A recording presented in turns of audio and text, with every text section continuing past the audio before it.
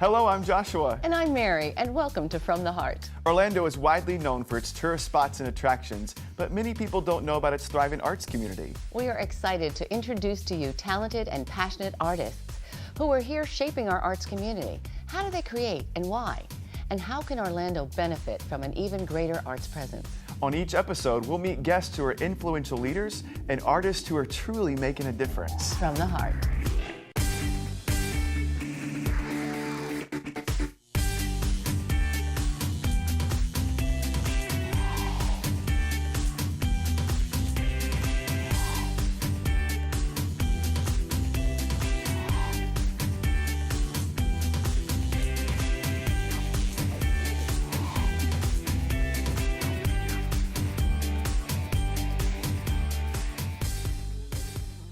Hello, everyone. Welcome to From the Heart. I'm Joshua. And I'm Mary. And we're excited to bring to you all that's new and good when it comes to the arts in Central Florida. Today, we are very happy to be talking with Mitzi Maxwell, Executive Director of Mad Cow Theater.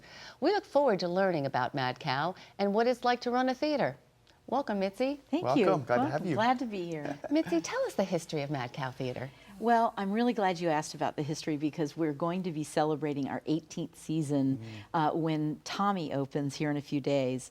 I am really grateful for all of the time that we spent in Central Florida, but it actually started in 1997 in an old blueprint factory by 4 artists here in Central Florida. 2 of them were directors, 2 of them were actors, and they really just wanted to do a show. They found a couple of plays they were interested in, and they rehearsed a little bit, and then the first season it was like 3 productions, and now we've grown to where we're doing 10 plays and musicals a year, plus a science play festival and a cabaret festival. And the very first year our budget was $1,000, and now we're over $1 million. Wow. And this is really the story of a grassroots organization that started with artists, and we built the organization around that art. Well, what's the science play festival? Oh, man. This is so neat, Mary. This is the second year we're going to be doing it. It's a weekend of readings of science plays. So plays that some are 20 years old, some are 2 months old, where we invite artists and scientists not only read the plays, but talk about them in a talkback format afterwards. So we have scientists from Rollins and from University of Central Florida that join us for these readings, and it's just really something neat. What's the most famous science play there is that we might have heard of? Well, I think that, many people would probably know Arcadia, which is Tom Stoppard, Okay. and Proof. Yeah, So many of these have been turned into films, and you may not know them as science plays, but they all contain several science themes within them. One of the things that I love about Mad Cow is that your programming is so diverse on your stage. Tell us a little bit about your commitment to seeing, it's never going to be the same thing. We go to Mad Cow Theater. Tell us about that. Well, it started when the theater started, we wanted to present as many voices as possible. So for the first 10 years, we did not repeat a playwright.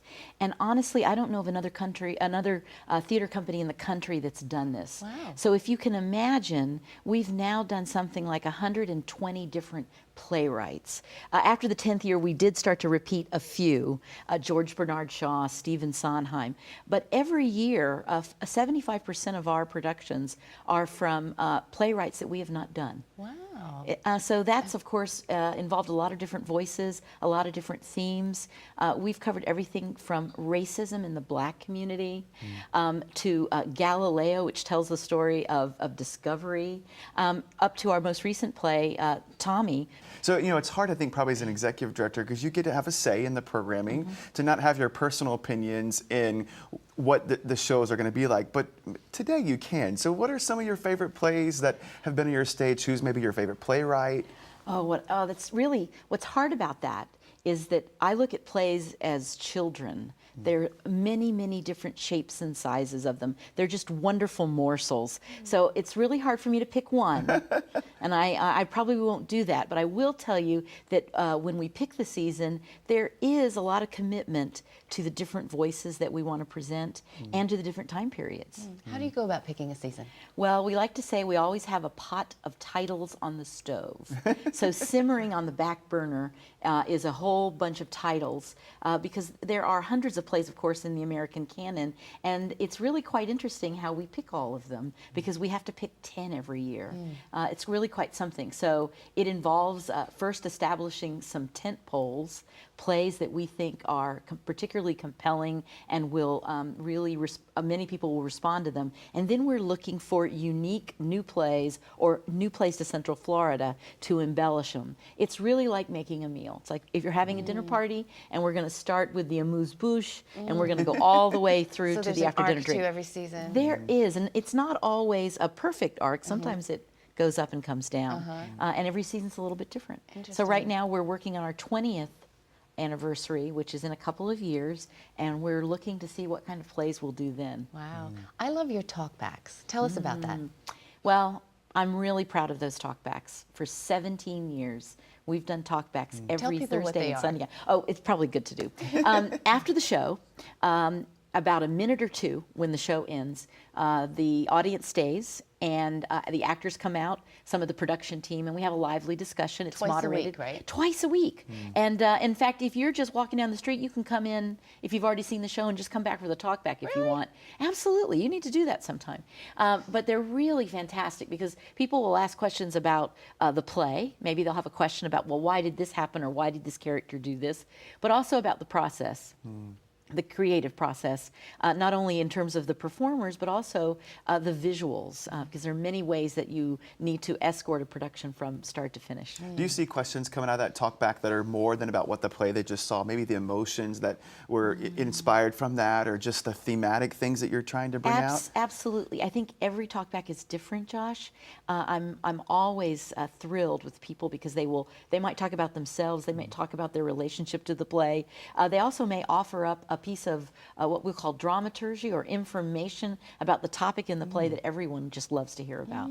That's exciting. Yeah. What are you most proud of? I think at Mad Cow, what I'm most proud of are the theater's relationships. Because those relationships have carried us in many cases through this 17 years, but we're also looking at building new relationships.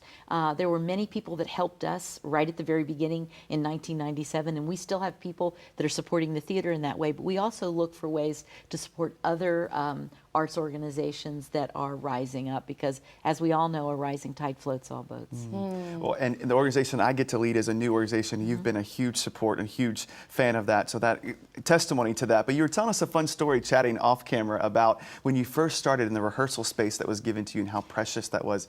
Tell us about something that's so simple but can mean so much in the community. Well, you'd be surprised at the things that theater companies need. They need everything from lumber, they need paint, they need fabric, they need rehearsal space, as we talked about before. And I think throughout our 17 years, those needs have not changed. Those are still the building blocks of theater. So we will have donors, for instance, that will bring us copy paper, and we're thrilled. And we'll have someone that will decide to put their name on a theater. We're thrilled. So there are many ways to support not only Mad Cow, but all organizations in Central Florida. And I would just urge people out there to give, to offer. So Mitzi, tell us how we can learn more about Mad Cow. Well, the best way is to go to our website, madcowtheater.com. It's really feature rich. You can learn about the plays, the productions, and events we have coming up, but also Facebook. We hope you'll like us and check us out there. Do you post photos from your productions on your Facebook? All the time. All the time. So Rehearsals too? you know it. Absolutely. Very cool. So it's been great learning about Mad Cow. We're looking forward to learning more about it. When we come back, we're going to hear more about the goals and the vision of Mad Cow Theater and more about Mitzi as a person and as an artist.